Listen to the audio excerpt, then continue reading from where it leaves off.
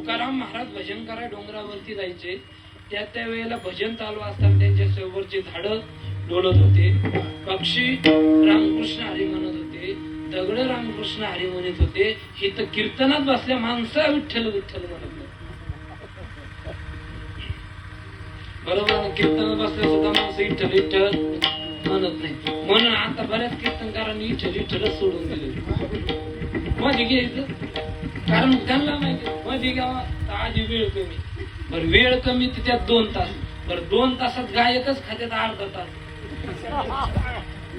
बरं गायकाने अर्धा तास खाल्लं, मधल्या प्रमाणाला ते 15 मिनिटं झाला, किती पाऊण तास. पहिली पंचपदी झाला 1 तास. मग 1 तासामध्ये आपला उद्धार करायचा. कोणाचा? माझ्या सहित तुमच्या सगळ्यांचा. ऐका महाराज म्हणतात 1 तास उरला खटबंग. अरे 1 तासात उद्धार करा. आपण खटबंग राजा बी नाही. बरं देवापाशी आपण जाऊ बी शकत नाही. देवाला आपण कुठून जाणार आहे? इथूनच बसल्या बसल्या नमस्कार ठोकणारे. देवाला म्हणणार आमचे काय करा, आता सवय करून घे नमस्काराची. इथूनच कुठून? बसल्या जागेऊन. बरं बसल्या जागेऊन देवाने आपला नमस्कार स्वीकार केला. बरं स्वीकार केला ती केला. देव काय म्हणतो? तू बसल्या जागेवर नमस्कार करतो ना, मी सुद्धा बसल्या जागेवर फळ देणार. मग देव बी काय करतो? बसल्या जागेच फळ देतो. बरं फळ कोणतं देतो? आहे ना, फळ कोणतं बसल्या जागेवर? आयुष्य सरलं. आणि आयुष्य सरल्याच्या नंतर माणूस शेवट एका जागेवर बसतो. मग एका जागेवर बसल्याच्या नंतर माणूस कशाच्या वाट पाहत? देवाकडे म्हणत कधी कधी कधी. देव म्हणतो थांब थोडं राहील, थांब थोडं राहील. तोवर इकडं म्हाताऱ्याचे फार हालत बेकार होऊन जाते. कोणीच काम करत नाही, सेवा काय झालं ते म्हाताऱ्याचं हाल होतात. बरं हाल झाल्याचे झालं. एवढं कशा करता करतो? सगळं पोटासाठी. ज्यांच्यासाठी केलं ते हाल सहन करत नाही. ते बी कशाची वाट पाहतात? जाण्याची. बरं जाण्याची वाट पाहतात. देव तुम्हाला घेऊन जातो का? नाही जात. मग आपण काय करतो? है ना, आपल्याकडे मग पर्याय आहे ना. औषध घेतो, फाशी घेतो, गाडी धडकून देतो, ऍक्सिडेंट मध्ये जातो, असं जातो तसं जातो. पण जात असताना सुद्धा तुकाराम महाराज म्हणले या मृत्यू लोकांना जाताना 2 वाटा आहेत तुम्हाला. आणि या 2 वाटा निवडत असताना वर गेल्याच्या नंतर एक चौक आहे. या चौकामध्ये गेल्याच्या नंतर 4 वाटा आहेत. एक नरकाची वाट आहे, एक वैकुंठाची वाट आहे, एक स्वर्गाची वाट आहे. बरं या स्वर्गात या तिन्हीपैकी जास्त पुण्य ज्याचा असेल तो वैकुंठाला जातो. त्याच्यापेक्षा कमी पुण्य ज्याचा असेल तो स्वर्गाला जातो. आणि त्याच्यापेक्षा कमी पुण्य असेल तो कुठं जातो? नरकाला. गरुड पुराणामध्ये 27 प्रकारचे नरक आपल्याला पाहायला भेटतात. या 27 प्रकारच्या नरकामध्ये माणसाची हालत इतकी बेकार सांगितलेली. जसं कर्म करल तसं माणसाला त्या ठिकाणी फेडावं लागतं. पण कर्माची फेड बी देव 1 पट घेतलं ना 2 पट वसूल करतो. देव बी काय कमी नसतं. कारण व्याज आपण मृत्यू लोकांवरची माणसं व्याज लावी द्या. देव बी कर्माचं व्याज पुढे लावितो वर. वर गेल्याच्या नंतर कुंभपापक नावाचं नरक आहे. या नरकामध्ये आपल्याला नेल्याच्या नंतर अशा तेलाच्या कढया राहत्या, अशी इस्त्याची भट्टी राहते, गरम पाणी राहतं, ते यमाचे दूत राहतात. मग डोळे लागतात मनामध्ये. बघा आठवं कसं होतं. मग त्या मग माणूस आणला असं तेलाच्या कढई टाकतात. कशामध्ये? तेलाच्या कढई. तेलातून उकळून काढी द्या. तिथून मी वाचला गार पाण्याच्या ह्याच्यात टाकी द्या. पुन्हा तिथून बी काढणार. 20 तेवामध्ये भाजत. का? तर जेवढं खाली आपण पाप केलंय या पापाची परतफेड कुठं होती? वर. बरं वर फेड झाल्याच्या नंतर न पुन्हा कुठं येणे? मृत्यू लोकावरती. कशा करता? तर पुन्हा तिथंच येणे. पण म्हणून महाराज म्हणतात की बा पुन्हा तुम्हाला इथे यायची गरज नाही. का गरज नाही? तर तुम्ही त्या देवाचं भजन करा. कोणत्या देवाचं भजन? हित ते करावे देवाचे भजन. देवाचं भजन करण्याकरता माणसाला मनातून भक्तिभाव उत्पन्न झाला पाहिजे. पण हा भक्तिभाव कशामधून उत्पन्न होतो? ऐका ना, भक्तिभाव ज्याच्या त्याच्या संगतीमध्ये गेल्याच्या नंतर हा भक्तिभाव निर्माण होतो. मग संगत कोणाची आहे ना? दिंडीमध्ये गेलं संगत संतांची, गावामध्ये आलं संगत, जशी माणसं तशी संगत गावामध्ये. देवाच्या तीर्थक्षेत्रावरती गेलं संगत कोणाची? संतांची, देवाची संगत आहे. पण प्रत्येक संगतीमध्ये गेल्याच्या नंतर माणूस काही ना काही शिकत असतो.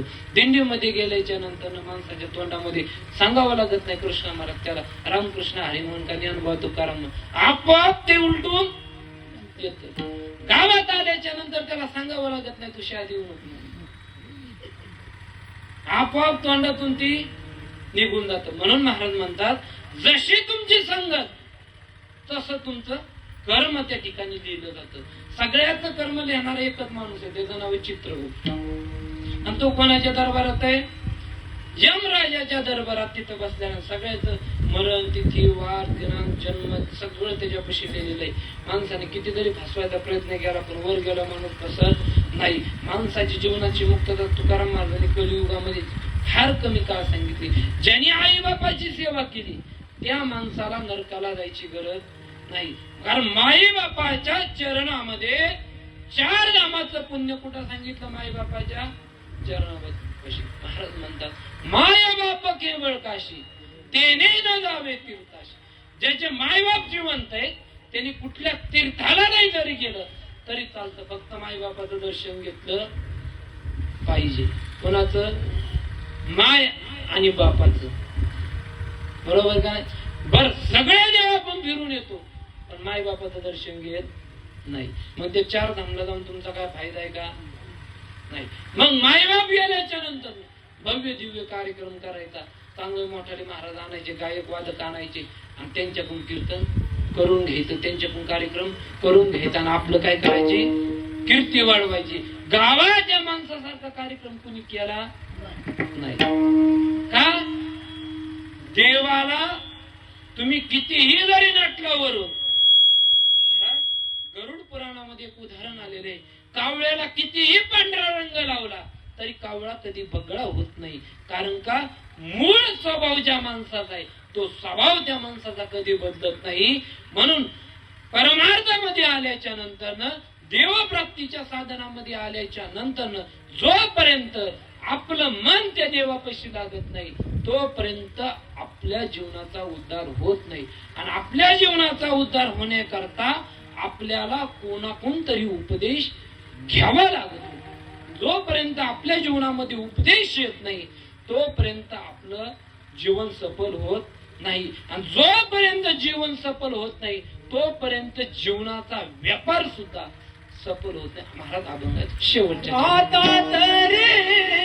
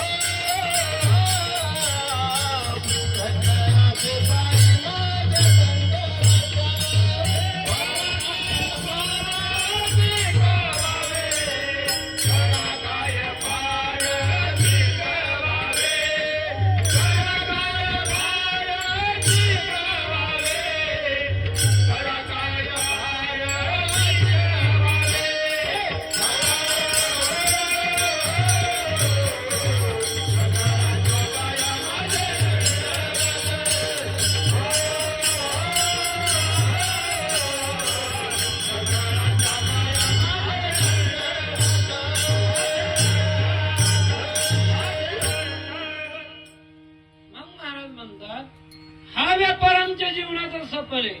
आम्हाला या जीवनामध्ये आल्याच्या नंतर ना सगळं शिकावं लागतं. सगळं गुरु भक्ती शिकावं लागते, कीर्तन शिकावं लागतं, पकवास शिकावं लागतं, गायन शिकावं लागतं, टाळ शिकावं लागतं. सगळं संसार सुद्धा आम्हाला जीवनामध्ये आल्याच्या नंतर शिकावं लागतं. पण मात्र शिकण्याकरता आम्हाला प्रत्येक गोष्टीमध्ये गुरुची गरज आहे. व्यावहारिक दृष्ट्या व्यापार पाहता प्रत्येक गोष्टीमध्ये गुरु करावा लागतो आणि गुरु शिवाय प्रत्येक गोष्ट होत नाही. कारण गुरु जोपर्यंत माणसाच्या पाठीमागे खंबीरपणे उभा आहे तोपर्यंत शिष्य जोमात आहे का नाही. मग महाराज म्हणतात की बाबा हो, गुरुची कृपेशिवाय तुम्ही काही करू शकत नाही. देवाच्या चरणाजवळ सुद्धा जाऊ शकत नाही. कोणाशिवाय? गुरुशिवाय. कारण गुरुने जोपर्यंत आदेश देत नाही, गुरु जोपर्यंत उपदेश करत नाही तोपर्यंत आपल्याला देव कळत नाही. महाराज म्हणतात किंवा देव कळण्याकरता काहीतरी साधन करावं लागतं. बघा भागवतामध्ये एक सुंदर उदाहरण आपल्याला दिलेलं आहे. भागवतामध्ये आत्मदेव नावाचा राजा आहे आणि त्याची बायको कोण आहे? धुंधुली. ही धुंधुली कशी होती? सुईचं बोललं किती उलट करीत होती. सुईचं बोलल्याच्या नंतर उलट करत होती. मग आत्मदेव राजा आहे. या राजाला पोटी संतन नाही. पोटी संतता नसल्यामुळे राजा एकदम दुःखी आहे. दुःख अवस्थेमध्ये एक दिवस रडत रडत कुठं आला? वनामध्ये गेला. त्या ठिकाणी ऋषींचा सहवास, संतांचा संग घडला आणि संतांनी सांगितलं, राजा तुझ्या 7 जन्मामध्ये तुझ्या पोटी पुत्र प्राप्तता नाही. किती जन्मापर्यंत? 7 जन्म तुला घ्यावे लागतील आणि 8व्या जन्मामध्ये तुझ्या पोटी काय होईल? पुत्र प्राप्त होईल. राजा म्हणला, मला याच जन्मामध्ये पुत्राची प्राप्तता पाहिजे. का? तर क्षणाच्या सुखा करता. कारण राजाने त्या ठिकाणी संतांच्या संगतीमध्ये गेला, गुरुच्या जवळ गेला आणि त्या ठिकाणी गुरुने दिलेलं फळ आणलं आणि फळ आणून आपल्या बायको पैसे दिले. बरं, एक फळ आणून बायको पैसे दिलेलं असताना त्या बाईने अख्ख्या गावात त्या फळाची चर्चा केली. बहीण तिथं आली आणि बहिणीने सांगितलं, माझ्या पोटामध्ये काय आहे? गर्भ आहे. तू काय कर, चिंध्या बांधून बांधून पोट वाढव. किती महिन्यापर्यंत? 9 महिन्यापर्यंत. पहिल्या काळामध्ये तिथपर्यंत जात माणसं नव्हती. मग त्या बाईचं पोट दिवसेंदिवस वाढू लागलं. राजा आनंदी झाला. राजाला वाटलं आता आमच्या घरी पुत्र संतती होतील. मग इकडं त्या धुंदलीच्या बहिणीनं धुंदलीकडून पैसे नाणं सोनं घेतलं आणि सगळं सोनं नाणं घेऊन कुठे आले? घेतलं आणि ते पोर बाळ पुन्हा दिलं, त्या धुंदलीला दिलं. बरं, धुंदलीला दिलं आणि ते फळ होतं ते गायीला टाकलं. गायीने ते फळ खाल्लं. त्या गायीपासून एक मुलगा जन्माला आला. त्याचं नाव काय झालं? गोकर्ण महाराज झालं. मग एक गोकर्ण महाराजांचा गायीपासून जन्म. 2 भाव आहे, एकाच घरात आहे आणि एकाच बापाच्या छत्रछाई खाली राहतात. एक महान खलनायक बनला. सगळं व्यसने, सगळं दारूचं वेश्यागमन, सारं व्यसन करायचा आणि एक रात्रंदिवस हरिनामाच्या ध्यानामध्ये.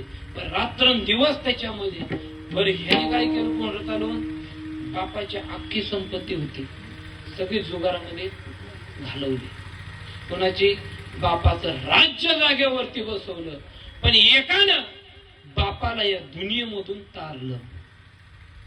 एकाने बापाला तारलं. पण तारत असताना मुलाने पित्याला केलेला उपदेश, आता तरी देवाच्या चरणाजवळ तुमचं मन लावा. कोणी उपदेश केला?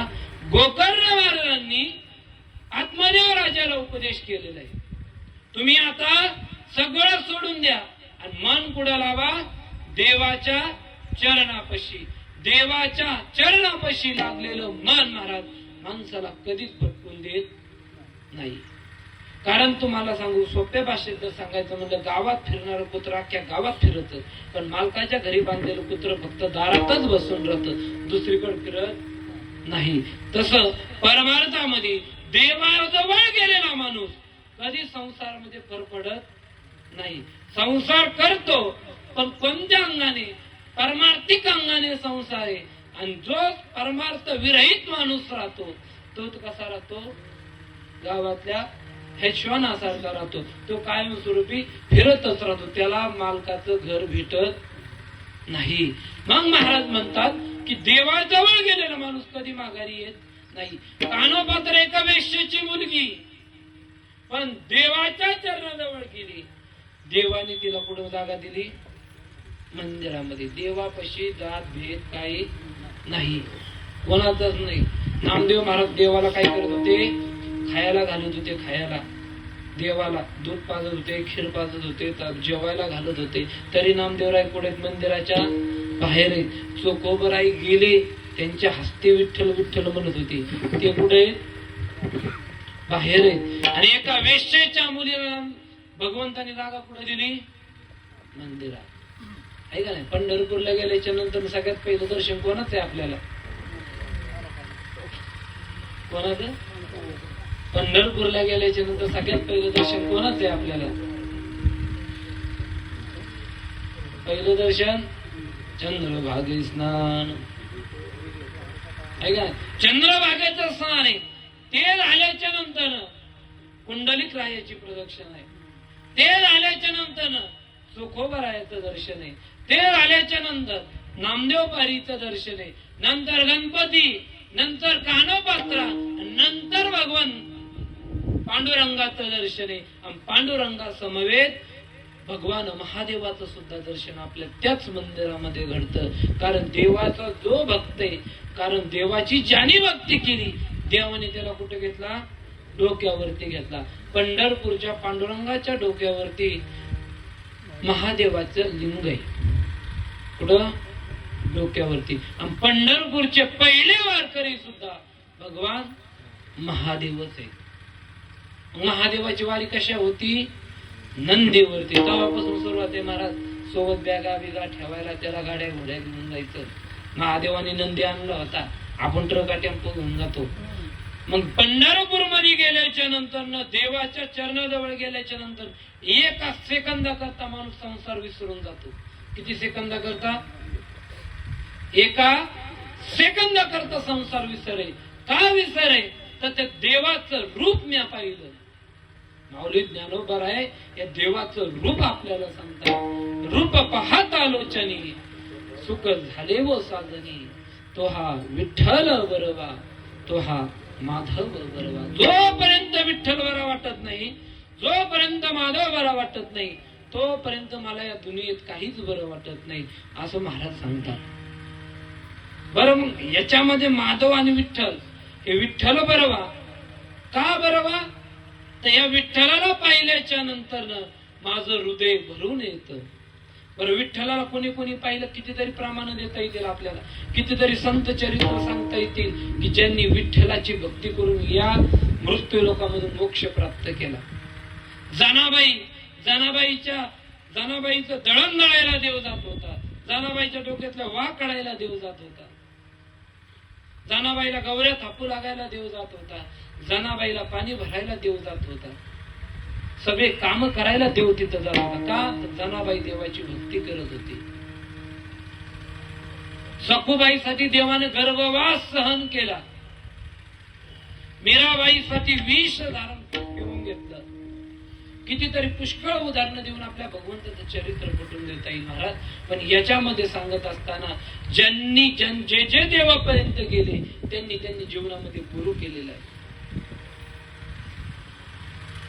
जनाबाई 6 वर्षाची, आणि 6 वर्षाची जनाबाई देवाच्या चरणावरती पडली आणि बापाला सांगितलं, मला आता पंढरपूर सोडून जायचं नाही. नामदेवासोबत जनाबाई नामदेवाच्या घरी राहू लागली. किती माणसाचं खटलंय नामदेवाचं? 14 माणसाचं दळण जनाबाई दळायचे. अख्खा वाडा झाडून घ्यायचा. सगळे नित्य नेमाने सेवा जनाबाईची. का? मनामध्ये एकच इच्छा, देव प्राप्ती होण्याकरता.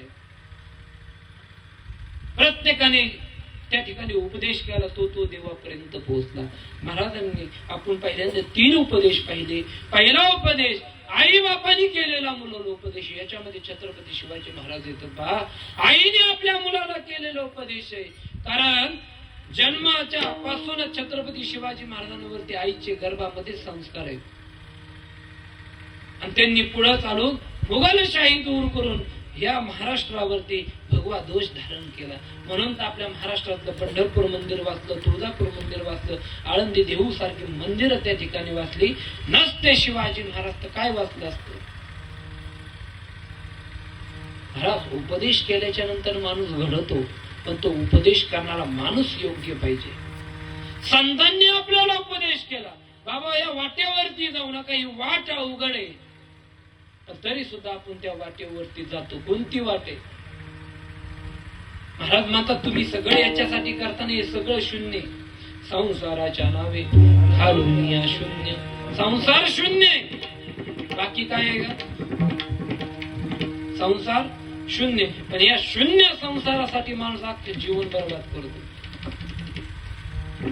आज देवाने जन्माला घातला आपल्याला एकदा, पुन्हा पुन्हा देव जन्माला घालत नाही. 84 लक्ष योनी फिरल्याच्या नंतर हा मनुष्य देह आहे.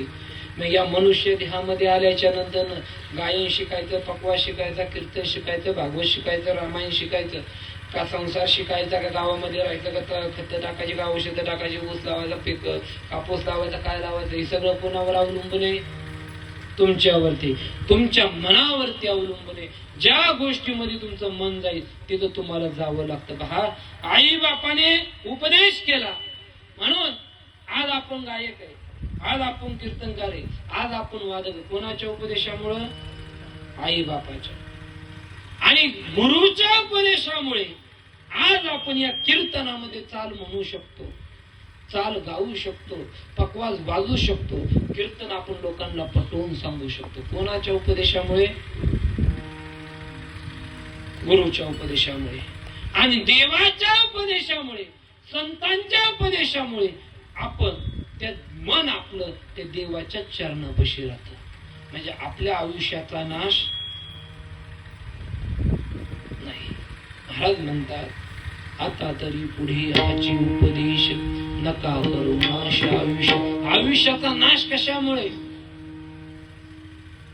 संसारामुळे आयुष्याचा नाश नाही.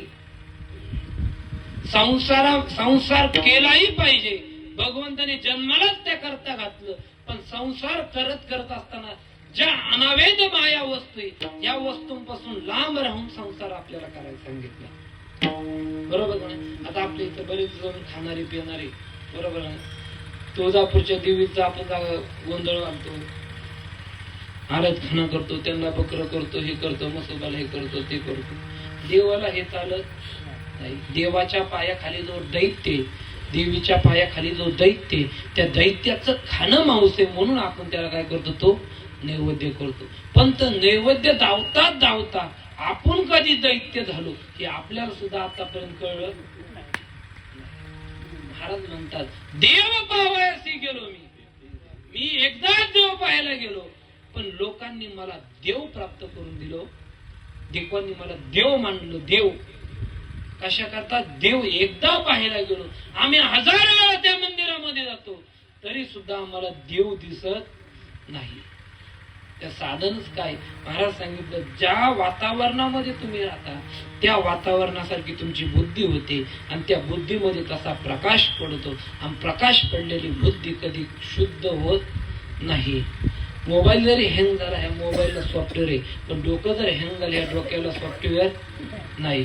मग त्याला एकच सॉफ्टवेअर आहे, नित्य नियमाने मुखामध्ये फक्त गोविंद गोविंद गोविंद म्हणावं लागतं. तो छंद आपल्या मनाला प्राप्त करून घ्यावा लागतो.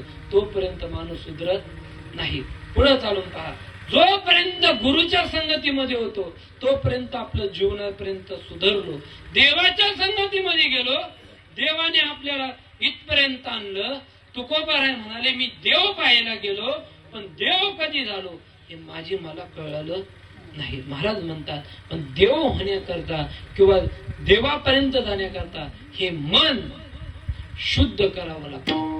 मग महाराज म्हणतात, मन कसं पाहिजे? नाही निर्मळ जीवन काय करेल साबण. वर्ण शरीर किती जरी घासलं तरी मन निर्मळ होत नाही. शरीराने साबणाने फक्त शरीराचा मळ स्वच्छ होतो, अंतरंगातला मळ स्वच्छ होतो. याच्या करता आपल्याला आपलं मन देवाच्या चरणावरती घालावं लागतं आणि त्या देवाचं भजन आपल्याला हिताने, गोडीने, आवडीने करावं लागतं. ऐका ना, महाराज म्हणतात हित ते करावे देवाचे चिंतन. मग देवाचं चिंतन कोणतंय? भजन करा, देवाचं चिंतन आहे. नामस्मरण करा, देवाचं चिंतन आहे. जप करा, देवाचं चिंतन आहे. साधना करा, देवाचं चिंतन आहे. मृदंगची साधना करा, देवाचं नामस्मरण आहे. गायनाची साधना करा, देवाचं नामस्मरण आहे. प्रत्येक गोष्टीमध्ये देव प्राप्तीचं साधन आपल्याला संतांनी दिलंय, पण त्या साधनापर्यंत आपण जात नाही. मेल्याच्या नंतर सुद्धा माणसाला देव आठवला पाहिजे. अंत क्षणाला महाराज म्हणतात तुम्हाला देव आठवला पाहिजे. अंत क्षणाला जर देव आठवला तर तुमच्या जीवनाची मुक्तता होऊन जाते. अंतकालेच मामी हो, अंतकाळाला देव आठवला पाहिजे. अंतकाळाला देव आठवण्याकरता आपल्याला देवासारखं राहावं. त्या ठिकाणी ती अवस्था प्राप्त करून घ्यावं लागते. कोणती? अखंड मुखामध्ये नामस्मरण. मग मला महाराज सांगा, आयुष्यभर कधीच पारमार्थ केला नाही आणि देव शेवटच्या टाइमात देवा नामस्मरण तोंडात येऊन देईल का? येईल का? नाही येऊन देईल. का येऊन देत नाही? आयुष्यभर अख्खं आयुष्य गेलं पण देवाच्या मुखामध्ये आलं नाही. महाराज आज सुद्धा आळंदीमध्ये जा, मारुती महाराज पुरेकर म्हणून आमचे गुरु आहेत. मारुती महाराज पुरेकरांकडे पाहिल्याच्या नंतर असं वाटत नाही हे त्या ठिकाणी 92-93 वर्षाचे असतील. किती? 92-93 वर्षाचे असतील. इतकं तेज आहे त्यांच्या चेहऱ्यावरती. आज आपलं 60-65 वर्षाचं म्हातारपण अजिबात तेज नाही चेहऱ्यावर. का? नामस्मरण आपल्या मुखामध्ये नाही. महाराज म्हणतात नाम घ्या, नाम घ्या. नाम घेऊन कोणी वायाला गेलेला एखादा माणूस आम्हाला तुम्ही शोधून द्यावा. हाय का? नाम घेता वाया गेला हाय का कोण? नाहीच कोणी. पण नाम न घेता वायाला गेलेले भरपूर माणसं आपल्या ठिकाणी पाहायला भेटतील. महाराज याच्यामध्ये सांगत असताना महाराजांनी सांगितलं की देवाचं चिंतन करा, पण चिंतन करत असताना देवाचं चिंतन मनातून झालं पाहिजे. चिंतने चिंतने चिंतने चिंतन केलं पाहिजे. महाराज तुकोबा यांनी अभंगामध्ये 3दा सांगितलं सत्य तू, सत्य तू.